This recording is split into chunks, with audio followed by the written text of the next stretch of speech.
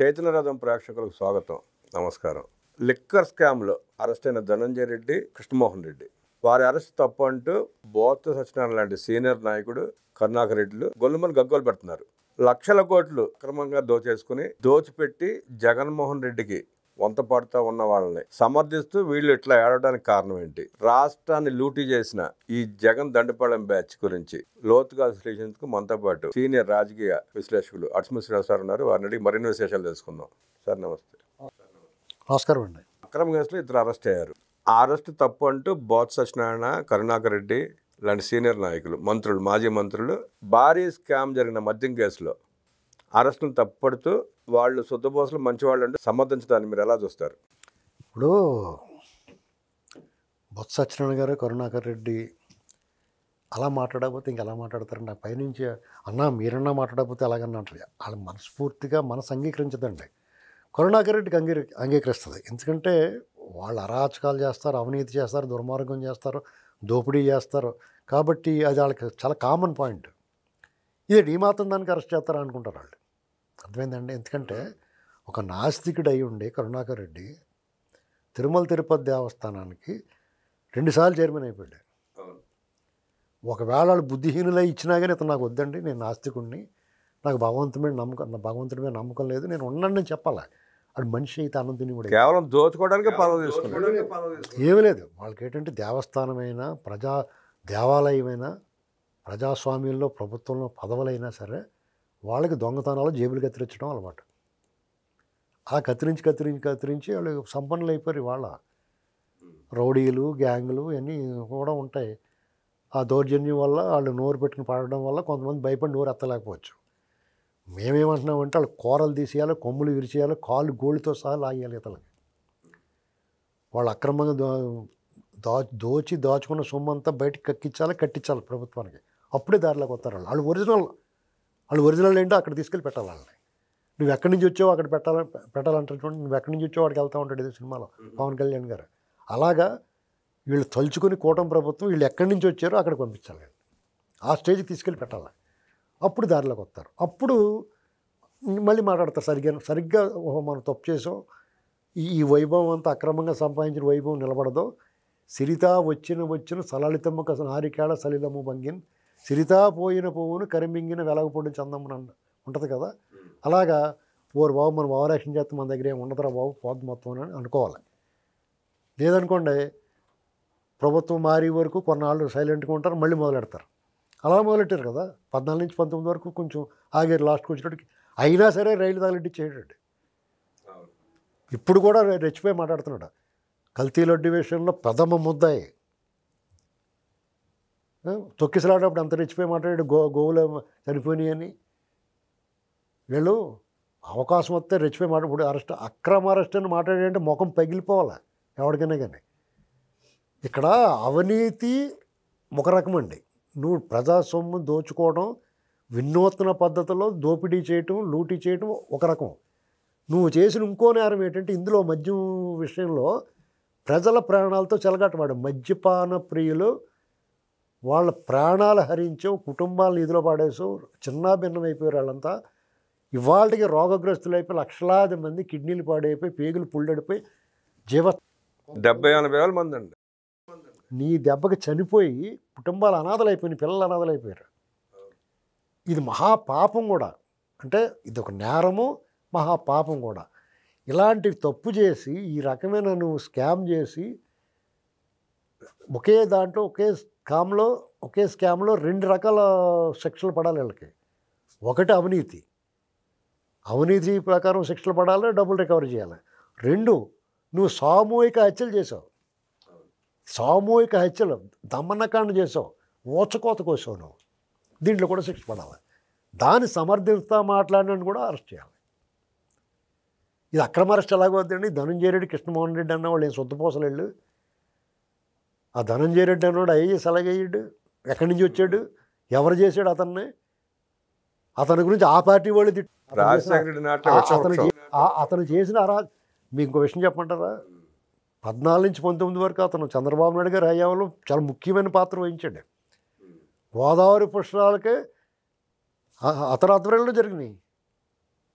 Jawahar Reddy collector కానీ ఇతను దానికి సంబంధించిన అతనే ముఖ్య అధికారి, ప్రత్యేక అధికారి. శ్రీకాకుళం కలెక్టర్ చేశాడు. తిత్లీ తుఫాను వచ్చినప్పుడు అసలు ఎంత ఇబ్బంది పెట్టేశాడో. ప్రజలందరూ ఈ ప్రభుత్వం మీద వ్యతిరేకత వచ్చేలా ప్రవర్తించాడు. వాళ్ళు కానుకోలేకపోయారు. జగన్మోహన్ రెడ్డి పనిచేశాడు. చంద్రబాబు నాయుడు గారు చాలా ముఖ్యమైన పాత్ర ఇచ్చాడు అతనికి, చాలా ఇంపార్టెంట్ రోల్ ఇచ్చాడు ఆ ప్రభుత్వంలో. కానీ అతను జగన్మోహన్ రెడ్డి పనిచేశాడు. మేము అందుకునే చెప్తాం, బాబు మీరు చూసుకోండి బాబు, మీరు ఎవరికైనా ముఖ్య బాధ్యత అప్పచెప్పినప్పుడు ఆడి పుట్టుపూర్వోత్తరాలు, ఆడి చరిత్ర, ఆడి వ్యవహారం, ఆడి సీక్రెట్ కానీ ఆడి మీద ఒక ఎంక్వైరీ చేయించుకోండి అని చెప్తాం. అందుకనే మనం ఊరికనే చెప్పట్లేదండి. పుష్కరాలు తొక్కిసలాడు ఇప్పుడు అనుమానం అవుతుంది. అప్పుడు అనుమానం ఉండేది, ఇప్పుడు నిర్ధారణ అవుతుంది.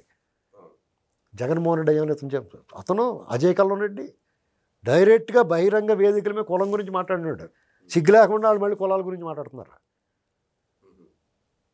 అంటే దొంగోళ్ళకి వాటికి కుల కావచ్చు దొడితే సరిపోద్దా?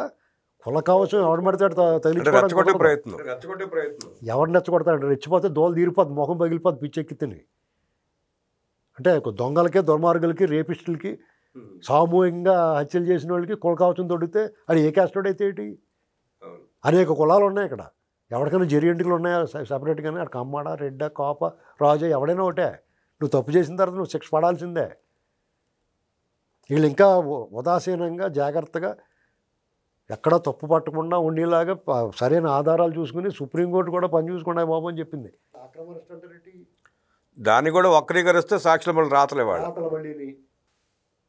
వాళ్ళ బాబాయ్ మర్డర్ కేసు గురించి మాట్లాడమని ఈ కరుణాకర్ రెడ్డిని, బొత్స సత్యనారాయణని కళ్ళ ముందు వెళ్తూ సిగ్గులేదా మీకు? సీనియర్ రాజకీయ నాయకులు మళ్ళీని ఇన్నేళ్ళని బొత్స సత్యనారాయణ గారు మంచివాడు అనుకున్నాను నేను.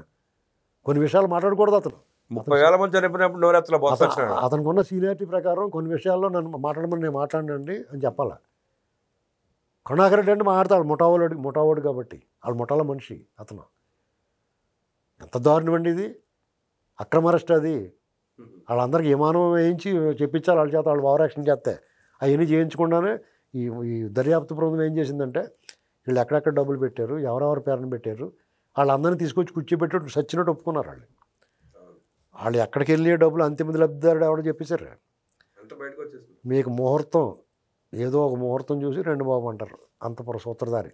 అది తట్టుకోలేక గగ్గోలు పెడుతున్నారు. ఆ కార్యక్రమం కాగల గారి గందరాలు తీర్చిన ఆ పని కూడా అయిపోతే అప్పుడు వీళ్ళు ఏం చేస్తారో చూడాలి. బొత్స సత్యనారాయణ గారు ఇదే మాట మీద నిలబడాలి. పార్టీ మారకుండా ఉండాలి ఆయన. బొత్స సత్యనారాయణకి నైతిక విలువలు ఉంటే పార్టీ రాజీనామా చేసి బయటికి రావాలి. ఏదో పార్టీలో చేరిపోవడానికి చూస్తున్నారు వాళ్ళు.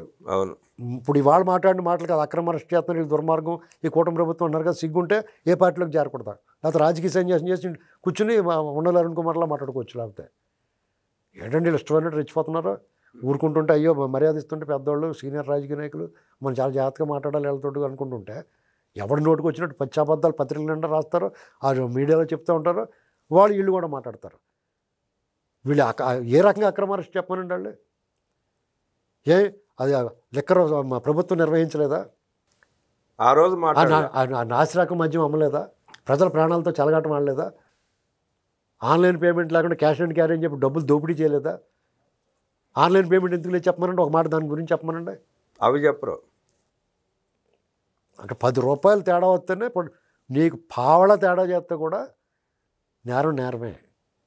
ఇవాళ ఇతను లక్షల కోట్లు కొట్టేసేటప్పుడు జనాలకు 1000 కోట్లు అంటే లెక్క లేకుండా పోయింది. అలాగే అయిపోయింది. ఏంటండి, జగన్ రెడ్డిని చూసిన తర్వాత, జగన్ రెడ్డి చేసిన స్కాములు చూసిన తర్వాత దోచుకోవడం, స్కాములు చేయడం ఈజీ అయిపోయిందండి. ఈజీ అయిపోయింది. జనాలు కూడా సల్లే అనుకుంటున్నారు.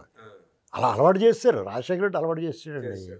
అంతకుముందు ఎవడన్నా లంచం తీసుకోవాలన్నా, లేకపోతే రాజకీయ నాయకుడు ఏదైనా పక్కదారులు వెళ్ళి కాంట్రాక్టులు ఇలాంటి కమిషన్లు తీసుకోవాలని వచ్చి వాళ్ళకి పోలీస్ స్టేషన్కి వెళ్ళాలంటే సిగ్గుపడి భయపడిపోయారు వాళ్ళంతా. ఎవడ పేపర్ లీక్ వెళ్ళి అంటే రాజీనామా చేశారు. బాలయోగ్ గారు వాళ్ళు